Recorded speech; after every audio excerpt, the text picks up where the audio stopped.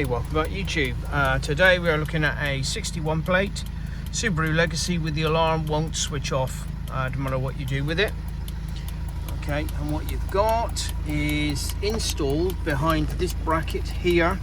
You just pop this front fascia off, it just pops off, and then you take the heater control out, which is here.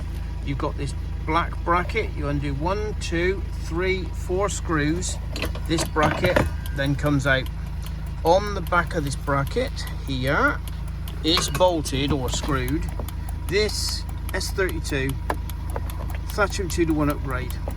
Okay, what we're interested in is pins 1 and 2. Okay, so these two here, these are the starter solenoid. Join those together, car will start. All the rest are irrelevant. Okay, but what I'm going to do, as you can see, the indicators are flashing like crazy.